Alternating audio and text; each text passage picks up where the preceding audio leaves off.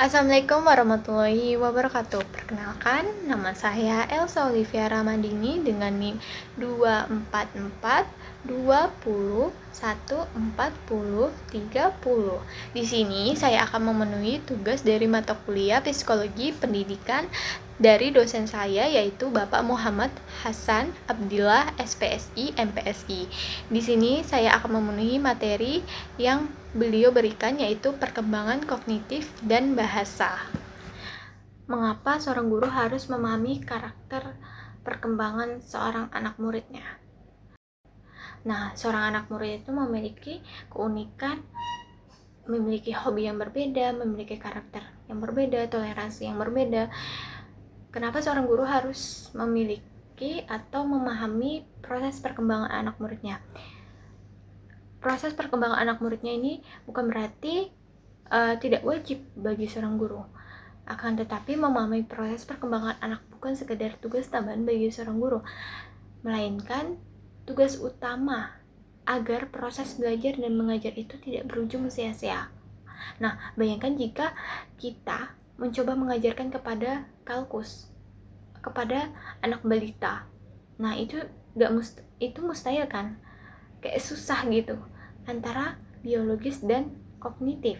Nah, jadi kenapa seorang guru harus memahami perkembangan dari si anak muridnya?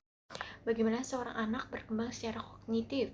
Nah, jadi perkembangan secara kognitif mengacu pada bagaimana manusia itu tumbuh beradaptasi dan berubah sepanjang hidup. Mereka melalui perkembangan kepribadian, perkembangan emosional, dan perkembangan dalam bahasa. Nah, ini adalah proses bagaimana seseorang akan belajar berpikir, mengeksplor dunia yang ada di sekitar mereka. Jadi seperti itu, seorang anak berkembang secara kognitif. Perkembangan kognitif menurut Jean Piaget. Yang pertama itu ada skema. Nah, bayangkan saja skema itu sebagai kotak file yang ada di dalam otak si anak.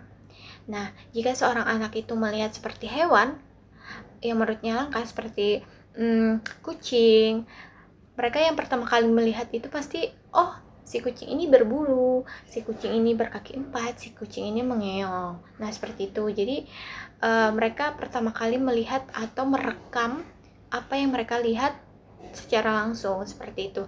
Nah, yang kedua ada asimilasi atau terjadi ketika info yang baru itu tidak cocok dengan kotak yang ada, sehingga anak itu berasumsi harus membuat kotak yang baru. Nah, contohnya itu kayak ketika melihat kucing dan ketika melihat kuda deh.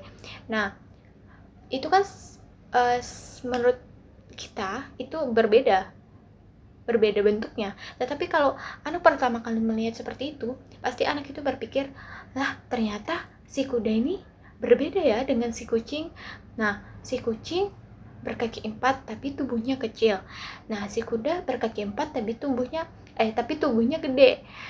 Dan kuda itu bukan mengeong, melainkan ada suara sendiri gitu. Sama-sama berbulu, sama-sama berkaki 4, tetapi bedanya si kuda ini tidak mengeong gitu. Nah, yang ketiga ada equilibrium, adalah proses di mana kondisi keseimbangan mental anak itu merasa nyaman karena dunia sekitarnya sudah bisa memasuki akal dan sesuai dengan skema yang ia miliki selama bulan-bulan kemarin atau selama tahun-tahun kemarin. Nah, itu tuh kayak mereka udah memasukin tahapan, mereka udah bisa membedakan nih yang mana cinta, yang mana biasa aja, dan mereka udah bisa membedakan yang mana politik yang baik, yang mana politik yang buruk, seperti itu. Nah, selanjutnya ada tahapan-tahapan perkembangan dari Jean Piaget. Nah, yang pertama ada tahapan sensomotorik yang berumur 0 hingga 2 tahun. Nah, tahapan ini bayi itu sudah mulai merasakan fast atau mulai merasakan indera, yaitu indera melihat, mendengar, dan tindakan fisik lainnya. Nah, yang kedua itu ada profesional yang berumur 2 hingga 7 tahun. Nah, anak itu mulai menggunakan simbol atau kata-kata dan gambar untuk mewakilin objek. Nah, yang ketiga itu ada tahapan konkret yang berumur 7 hingga 11 tahun. Anak mulai berpikir secara logis tentang kejadian-kejadian yang menurut mereka itu konkret itu nyata. Nah, misalnya kayak mereka nggak percaya nih adanya tahayul-tahayul yang ada di budaya mereka atau sekitar mereka, kayak mereka nggak percaya tentang hantu atau segala hal gitu.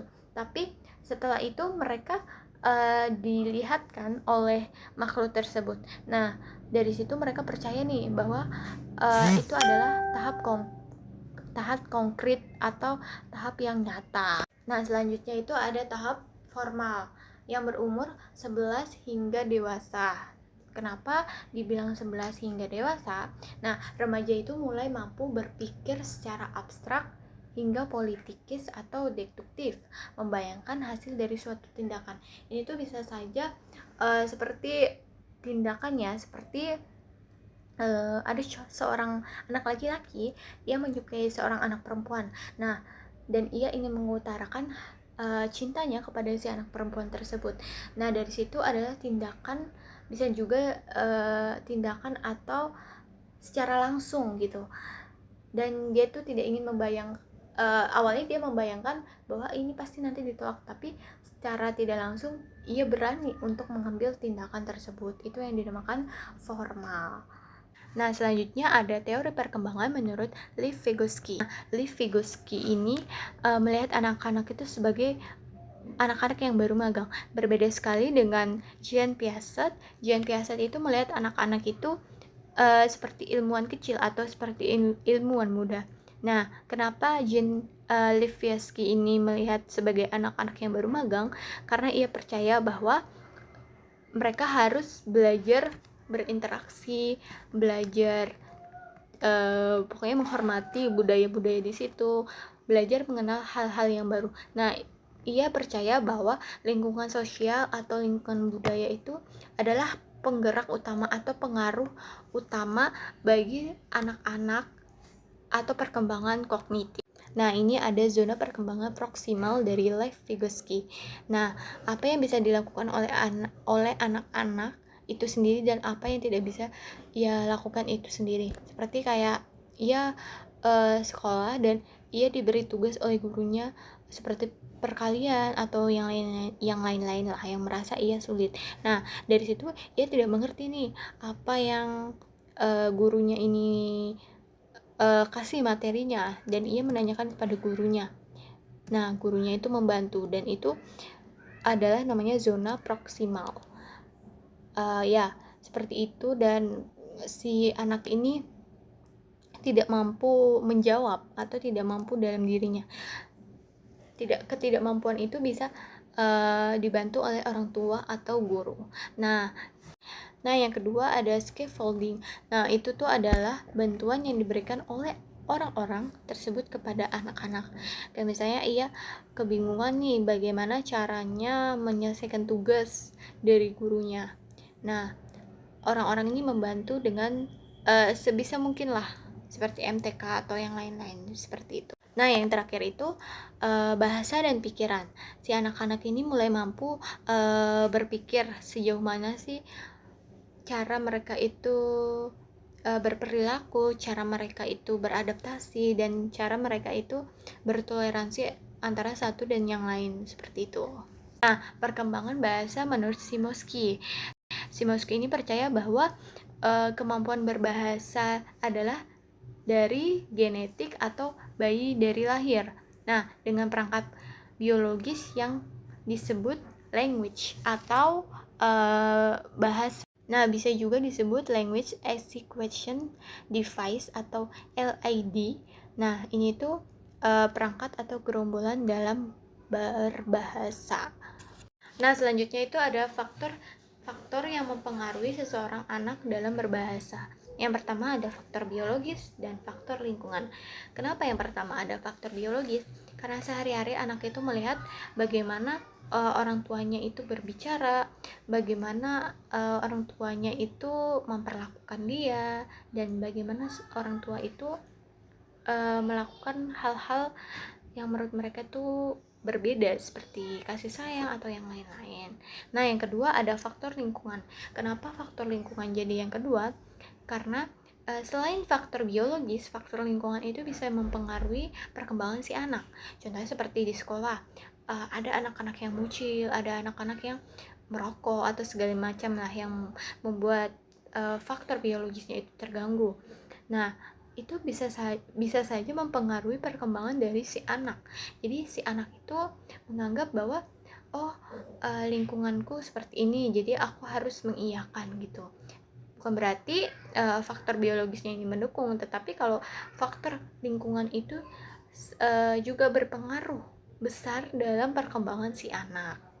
Anak adalah perjalanan panjang yang membutuhkan cinta, kesabaran, dan konsistensi yang tidak hanya ada sempurna, tetapi dengan niat hati dan baik dan pendekatan yang lembut. Terima kasih untuk orang tua di sana, dan terima kasih untuk guru-guru yang bersabar dalam membimbing anak-anaknya, anak-anak muridnya, dan terima kasih untuk orang tua yang luar biasa sekali dalam mendidik anak-anaknya. Saya Elsa Olivia Rahmadini mengucapkan terima kasih kepada kalian yang sudah menonton. Saya ucapkan terima kasih. Wassalamualaikum warahmatullahi wabarakatuh.